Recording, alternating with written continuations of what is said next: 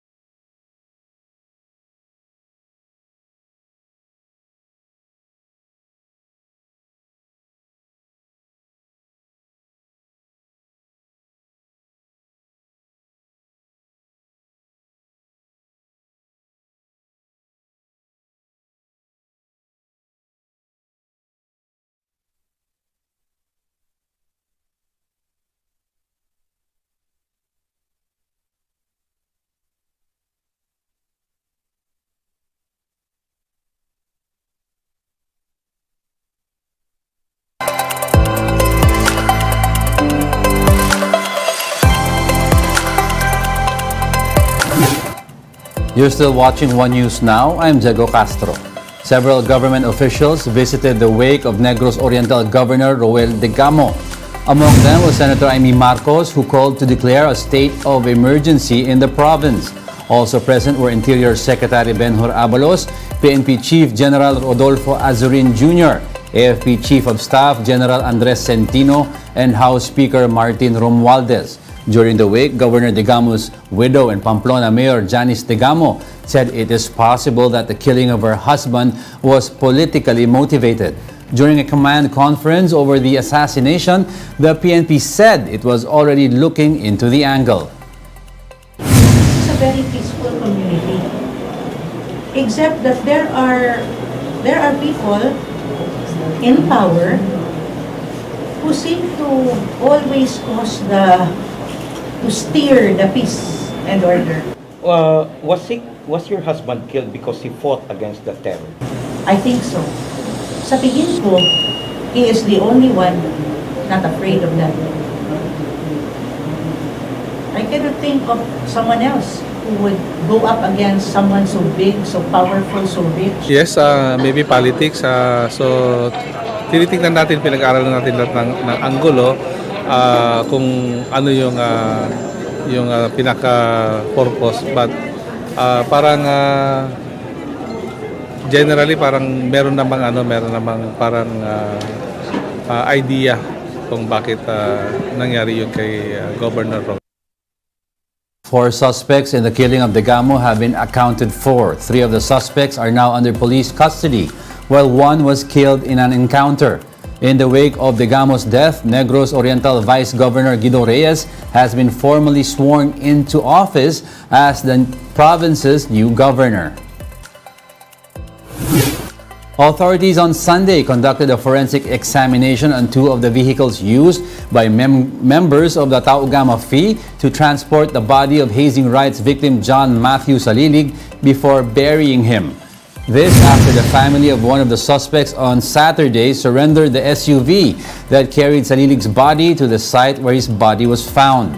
Minian City Police also say they now have 7 suspects in custody after Daniel Perry, alleged master initiator of the Tau Gamma Phi chapter, turned himself in. Meanwhile, authorities are urging 2 other participants in the hazing riots to come forward as victims. Minian City Police Chief Lieutenant Colonel Virgilio Jopia said this will solidify the cases to be filed against the Tau Gamma Phi initiators. The 2 were identified as Earl Justin Bernal and Alexander Marcelo, who were already members of the fraternity during the incident. Yung appeal natin na yung 2 victim is mag-appear dito sa ating impilan para makuha natin silang statement at maging witness natin sila para tumibay yung kaso. Not unless, sabi nga natin, kung hindi sila mag-appear dito, masasama natin silang mapailan kasi mga POI sila as of this time. The Health Department distributes medicines and other health assistance to residents affected by the oil spill in Mindoro. DOH officer in charge, Maria Rosario Vergere, visited the province on Sunday to lead a turnover of health commodities. The agency has noted that the oil spill poses potential risks not only to the environment, but also to the health of people from affected communities. The Health Department advises residents of affected communities to temporarily evacuate their homes if possible until the situation has been resolved. Following the aid distribution, the DOH met with representatives from health offices of concerned LGUs, the Environment Department, and the Interior Department to discuss ways to strengthen the response to the oil spill incident. And those are the top stories of the hour. Join us again at 9:45 a.m. as we continue to monitor the day's biggest stories. I am Diego Castro. We are One News. All sides, all the time.